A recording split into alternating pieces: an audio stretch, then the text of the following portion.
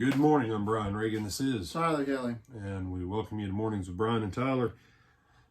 Today we are looking at blessing and being in line with the will of God, and we are in 1 Kings 18, 41 through 46.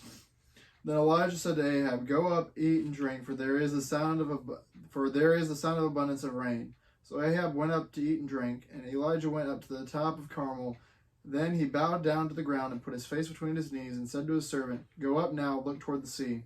So he went up and looked and said, "There is nothing." And 7 times he said, "Go again." Then it came to pass the 7th time that he said, "There is a cloud as small as a man's hand rising out of the sea." So he said, "Go up, say to Ahab, prepare your chariot and go down before the rain stops you."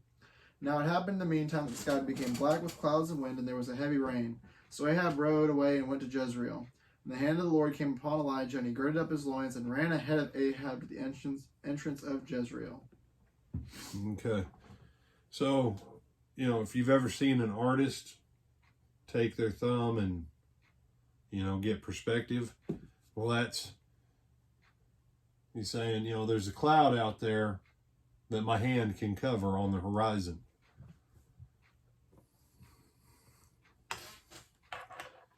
Elijah prayed what the Lord had told him to pray. The Lord had given the authority to Elijah where this drought was concerned. And remember, we're told in James about the effectual fervent prayer of a righteous man. Now, the righteous man part, we can discuss that another time. But the effectual fervent prayer, what you pray about, you need to have some emotion vested in. Elijah had emotion vested in his prayers. Being so upset over the condition of his country, he prayed it would not rain for 3.5 years. He prayed with some serious emotion. It didn't rain. Now he's had a massive confrontation, victory. Now, he's got emotion. That's the fervent part. That's the fervent part. He was subject to like passions as we. What Elijah could do in prayer, Christians today can do in prayer. But you have to believe it. If you don't think you can do it, you won't. And I want to give you this other thing.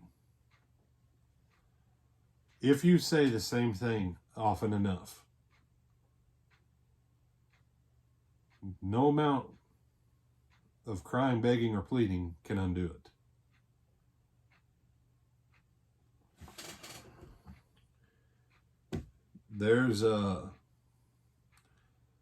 And I'll use children of Israel.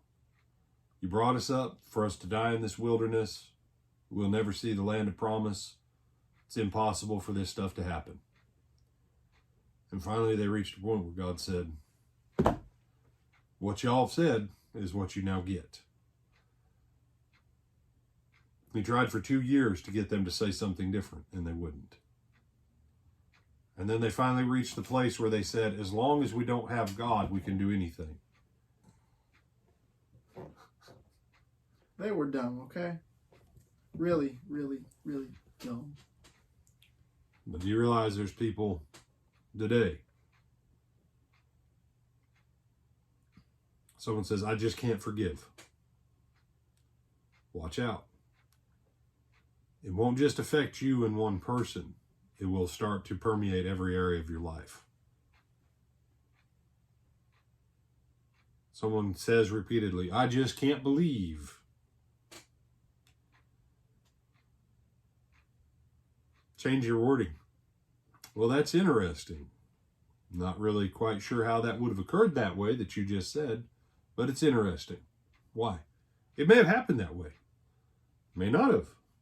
Be careful, though, when you start to say, I don't believe. You hear about someone getting an answer to prayer in the name of Jesus, and you say, I don't believe it was God.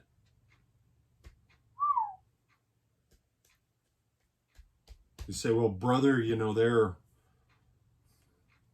from XYZ church. Doesn't matter. The power of Jesus' name is so great that speaking it takes on a life of its own, no matter who does it. Same here. Don't miss this lesson. Elijah prayed, and it happened. If you can't believe, you'll never, ever achieve it in your own life in pretty much anything. Other thoughts, my brother? No, sir. All right. With that, I'm Brian Reagan. This is Tyler Kelly. Have a good President's Day. And Lord willing, we will see you back 8 o'clock tonight.